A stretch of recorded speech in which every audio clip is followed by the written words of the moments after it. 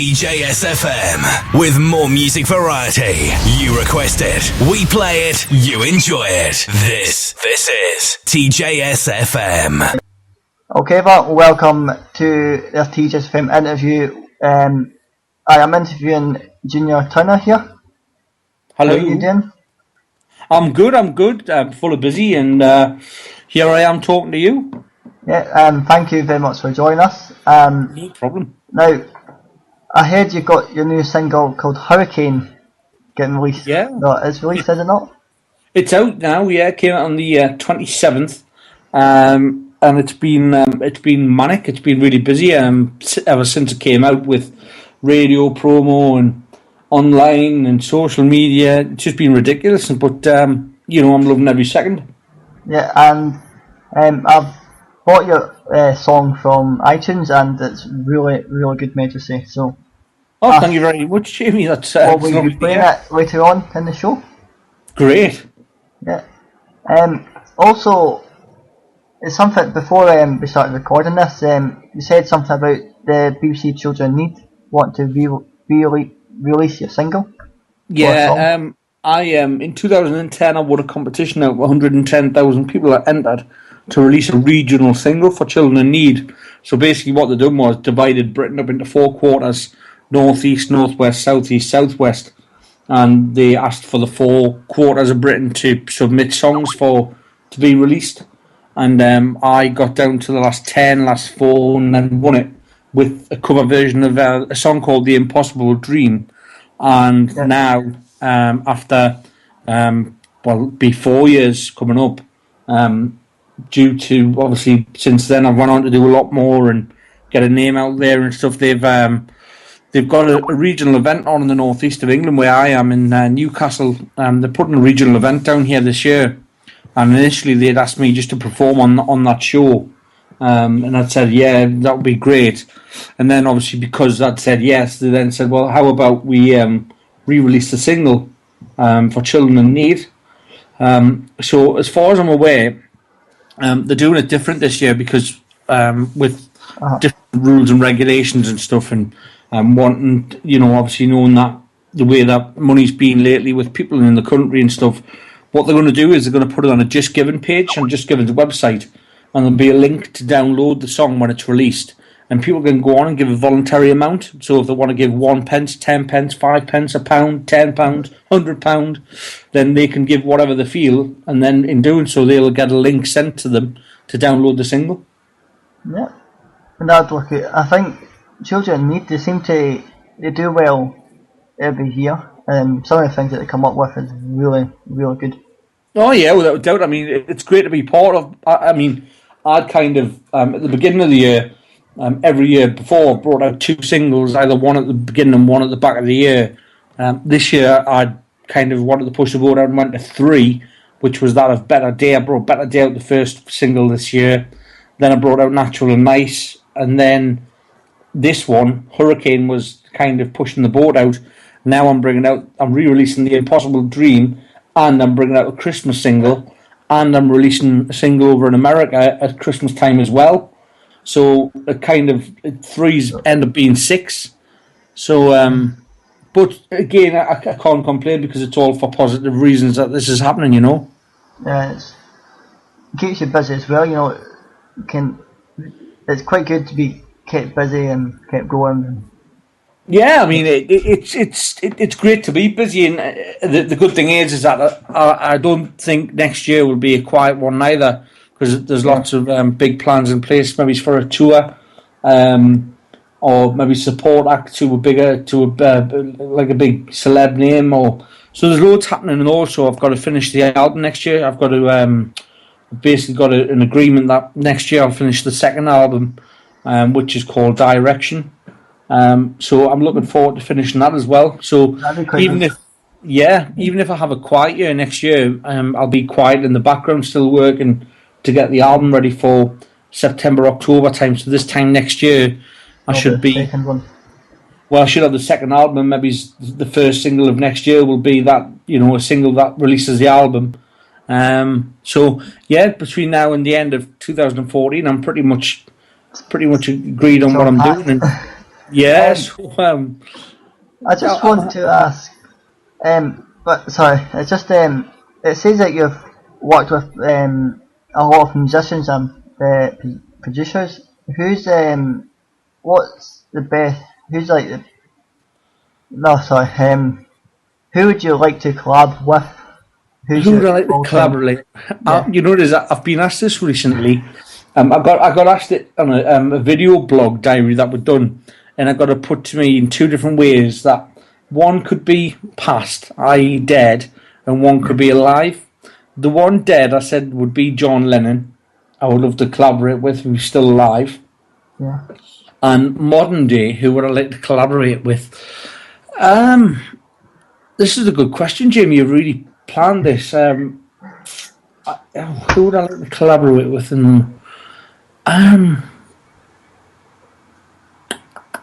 Because there's quite a lot of It would out probably be. It would probably be either Ed Sheeran or female.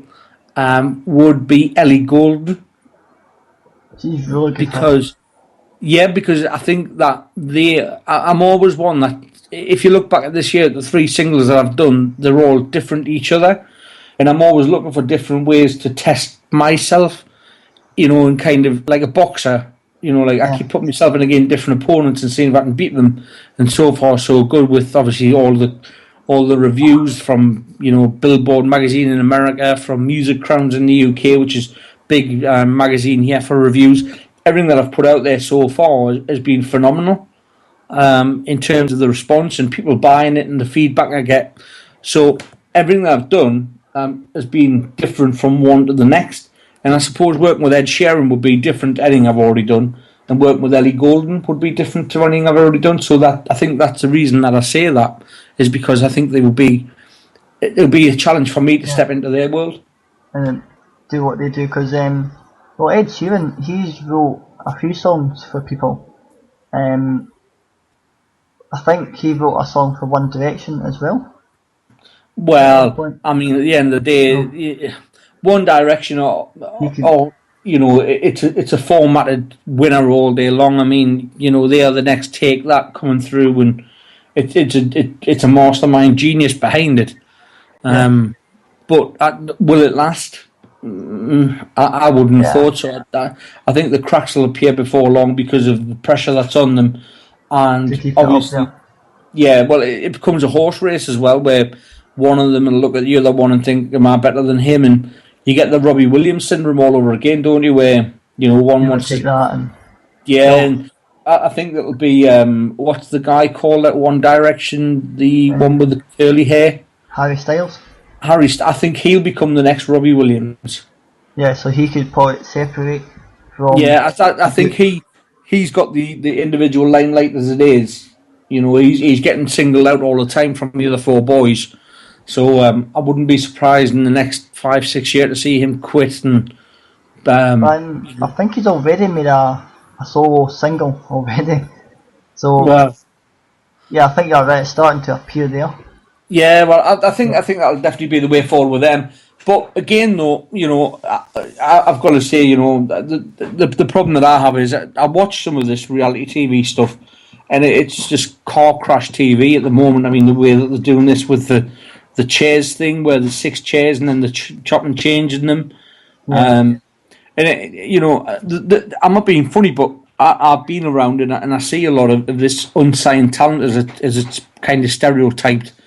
And a lot of it out there goes to waste because it's not getting used. And a lot of this talent out there is far better than what I'm seeing on TV on a Saturday night. Yeah, because it's like, I mean, the X Factor, it's a good programme, but in the past few years I've noticed that people have won the X Factor, but they bring out one new song and then you don't hear from them again. No, because they kind of are contracted not just for to release records now, they're kind of contracted for public performance as well. Yeah. So, that being the case, they could end up in a Butlins or they could end up on a cruise ship. And that, again, is in their contract with X Factor. And that's a route that I'll never go down because I think it's great for exposure, don't get us wrong. but you're only it's like being in a store department window for the summer. Then the change to the winter. It's the same with X Factor. You know, you've got that 1 year window. Then you yesterday's news. Do you know what I mean? And I'm not in it. I'm not in it for the fame. I'm in it to bring out good music and make a name with good music.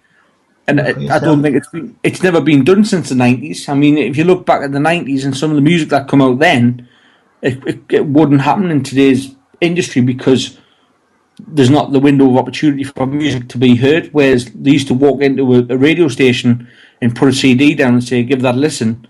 Now it's all formatted and playlisted, and so I'm a very dedicated, you know, and kind of on the ball, unsigned artist. And there's many others out there that are striving to make a name by doing it the right way, and hopefully by doing it this way, we give ourselves a bit longer than 1 year in the limelight. Yeah, because it's also it needs to be changed. It should it should have already been changed to like had the X Factor done it, but. Well, I just don't. I think X Factor's starting to wear thin. I think with people as well. I think when you look at Twitter and stuff on a Saturday or a Sunday, you know, and you look back at some of the tweets and stuff that are coming out, I see a lot more negative than I do positive. I mean, there's positive around the performances, but I'm talking about the overall show and the layout and the organisation of it.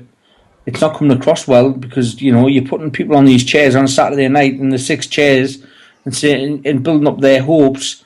You know, putting them on a huge pedestal, thinking that their life's about to change, and then 10 seconds later, kicking them off that chair. Yeah, you know, it's torture. It's torture on TV, isn't it?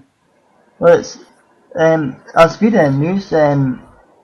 Cause apparently the X Factor is making it even harder, but they're making it too hard for the contestants to get through. Yeah, well, you know, like I say, the thing is now, I think it'll not be too long before that window that I spoke about in the 90s that was there for unsigned artists to put music forward, that I think that'll come around again because I don't see, you know, even look at The Voice and stuff on BBC. I mean, that's already looking to be dismantled and taken down because it's just not happening. I think people are getting sick of seeing reality TV. I think you know, people are paying TV licenses and stuff for car crash TV. And it's no good, you know, and that's why I'm striving, along with many others that I know who are friends of mine. We're striving for airplay. We're striving just to get a little bit of limelight, and hopefully, if the songs are good enough, then word of mouth gets around, and we get an opportunity as well. Yeah, because that's what. Well, starting this Saturday, TJ's Fem's got a new show coming on Saturday. All right. It's called Spreaker Factor. Spreaker Factor, right? What's this about? Oh, Spreaker Factor. Yeah. Right. It's like the same concept as the X Factor, but yeah, I want to try and make it a video version, but also the whole thing, because it's on the video, we don't know what they look like, so it's just going to be purely on the voice, which is how it should be, you know. And well, it's like I said before. I put out a post on Saturday night saying that I think the way forward would be for someone like Radio 1 on BBC or BBC Radio 2 with a huge following to put out Radio Star, call it maybe something like that. And what they do is they get MP3 sent in to them, and then what they do is they put the MP3s on a website. Say they get 40,000, 50,000, however many they get, and they categorise them by age or male, female, and then groups. And then people go on and listen, and like Facebook, like a like button, and vote and vote and vote and vote until you get it down to 4. And then the 4 of them go on the TV in the live final. Yeah, that would be a very good idea. No one knows what they look like. No one's got... Because I'm sick of hearing this absolute garbage of, oh, well, I didn't... Like Louis Walsh keeps coming out with it about, I didn't get the dress sense. They're not there to be a model. They're there to sing. Because, do you know what I mean? It's like... It's, well, Susan Boyle, I mean, it's totally changed the way she looked. Yeah, well, but again... she's got a very good voice. they seem to have this blueprint on paper that part of being a singer has something to do with image. Well, as far as I knew, the last time I looked up singer in the dictionary,